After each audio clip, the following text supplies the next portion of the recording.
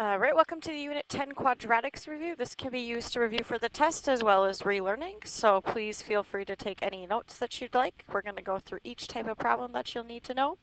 So the first one we're going to start with is I can simplify square roots, which will help with solving quadratic formula, but we also need to be able to do that on our own. Why is this technical difficulties here with my pen?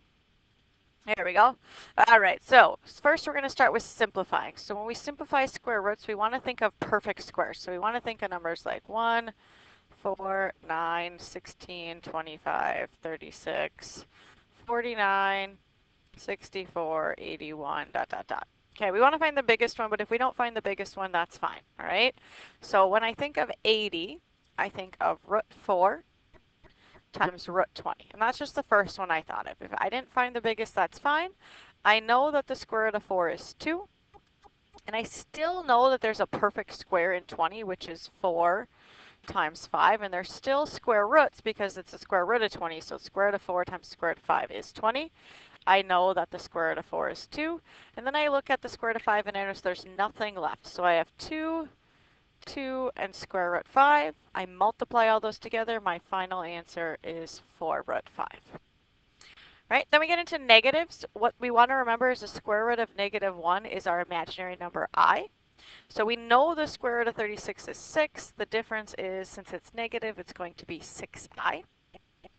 Now we're going to combine those things together to simplify something like 108. So the square root of 108 is the same thing as 36 times 3. I'm ignoring the negatives for now, so I know the square root of 36 is 6. I can't simplify root 3 anymore. The only difference is because it's negative, I need to have an I. So it's 6i root 3. Right, on to complex numbers with more. So these are called a complex number because we have a real part and we have an imaginary part. That's an M. All right, so what we're going to do is basically combining our like terms. So our real can go with our real, our imaginary can go with our imaginary numbers. So it is subtraction in the middle, so we want to pay attention to that. So it's 4 minus 3. So 4 minus 3 gives me 1. The next one is a negative 2 minus a 5, which actually gives me negative 7i. So that is the answer to that one. And then multiplying complex numbers, we use a box method often. You can also use foiling or multiplying. All right, so my pen is, I'm really struggling with the pen today. All right, so 3 plus 2i up there, negative 2 minus I there. So I'm just multiplying, so I get negative 6, negative 4i, negative 3i, and negative 2i squared. What we want to remember for this is that I squared equals negative 1. So this negative 2i squared is really just the same thing as a positive 2. Right, so now I can combine these two together. So I can add these two, and I can also add these two together. All right, so I'm going to get negative 6 plus 2 is negative 4. And negative 3i and negative 4i is negative 7i. So my final answer is negative 4 minus 7i. All right, our next type of problem is completing the square. So in order to complete the square, we have to remember the pattern. And I'm going to put the parentheses underneath because it's a little easier for some of us. So a perfect square is what number would have to go here. So in order to do that, I have to take half of negative 8. So that's x minus 4, and then 4 squared gives me 16. So this is what we need to use to do a problem like this now. So what it's saying is that x minus 4 squared is the same as x squared minus 8x plus 16.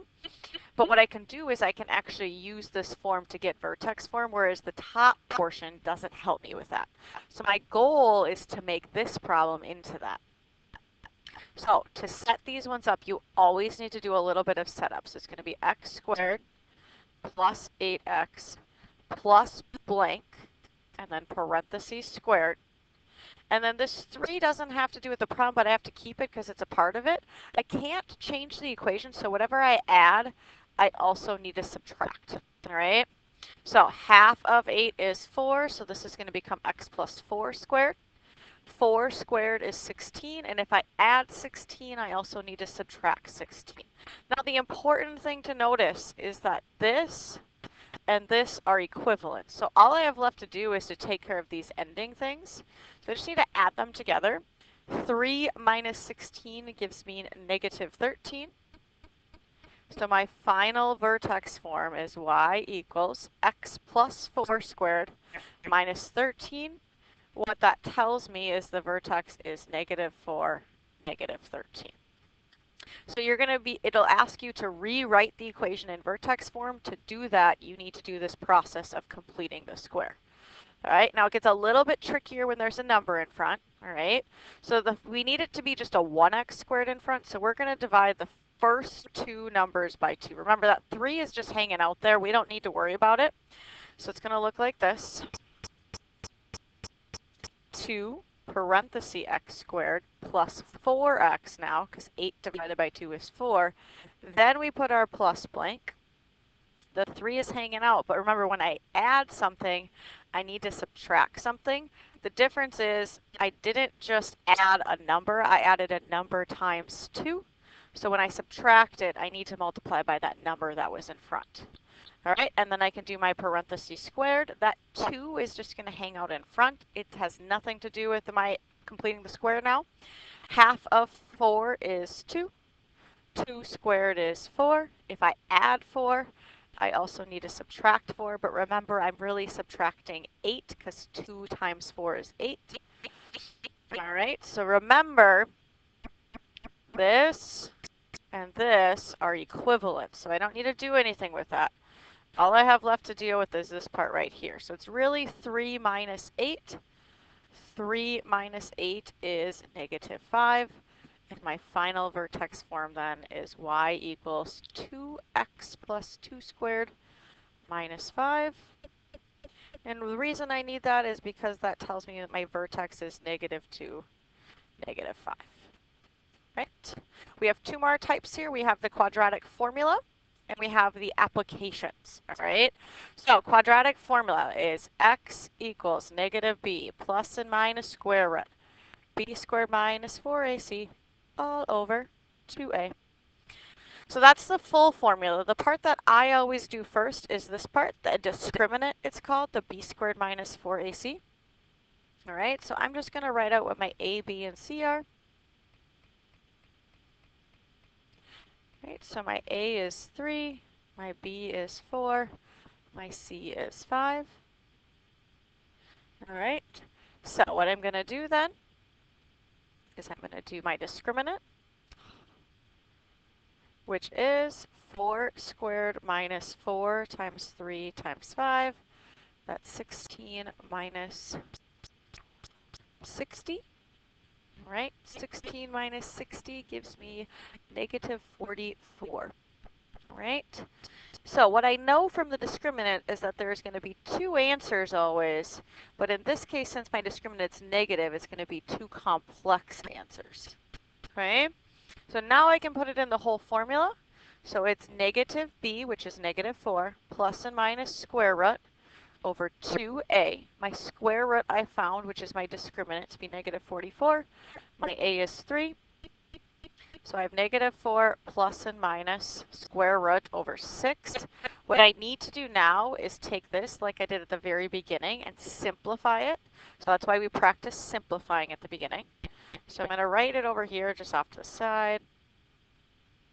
44 is the same thing as root 4 times root 11. And then root 4 is 2. So I get 2 root 11. And remember, since it's negative, I get an I. So I'm just going to replace that with 2i root 11. The last and final step is to divide everything by 2. So I get negative 2 plus and minus 1i root 11 over 3. Because 4 divided 2 is 2, 2 divided 2 is 1, 6 divided 2 is 3. All right, our last problem then is our applications. Initial height is the same as the y-intercept, which is just the last number, so that's going to be 3. The height after 4 seconds just basically wants you to plug in 4 for the time. All right, so that's -2 times 16 plus 32 plus 3. I wish I had my calculator up to make it faster.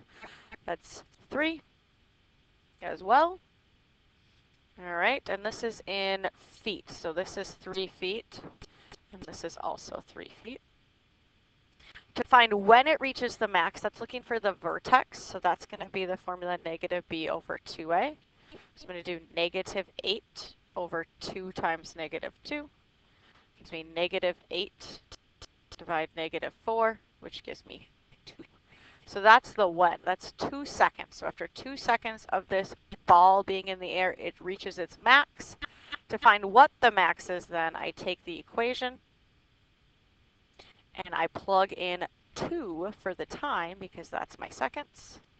And again, I don't have my calculator up, so bear with me. That's -8 plus 16 plus 3. So that's 8 plus 3 gives me 11. So the maximum height this ball gets is 3 feet. The last question is when does it hit the ground? That's when I have to do the quadratic formula. So my A is -2, my B is 8, my C is 3. So A is -2, B is 8, C is 3. So I'm going to calculate. It's going to be -8 plus and minus square root of 8 squared minus 4 times -2 times 3, all over 2 times -2. So that's the setup. We just plug it all into the formula. So I get -8 plus and minus square root. 8 squared is 64 plus 24, which gives me 88, all over -4. Then this is where I need my calculator. So, all right, so I typed in the square root of 88 on my calculator, and I got 9.4. So I'm going to split it up into -8 plus 9.4 over -4, and -8 minus 9.4 over -4. And then I'm just going to calculate that. So -8 plus 9.4, enter, don't forget to click enter, divided by -4 gives me -0.35. All right, and the second one, -8 minus 9.4, enter, divided by -4 gives me 4.35. The only answer that makes sense is the positive answer because it's in seconds, so that -0.35 doesn't matter. All right, so now I'm going to draw a picture just to show you what this is looking like. We have a ball that starts here, takes off. Oh my gosh, I cannot draw with this thing today. It's not working. What is wrong with you? There we go. All right, so what we just found is when it hits the ground. So that's at 4.35. We also found at the very beginning that the starting or initial height is 3. We found the when and the what for the max. So the when was 2 seconds. The actual max was 11. And lastly, we found that after 4 seconds, the height was also at 3. So that's at 4 seconds. So those are all the things we found on this ball's path. All right. So those will be all the types of problems that you need to do on this quadratics test. So hopefully that helped. Feel free to rewind as you need to.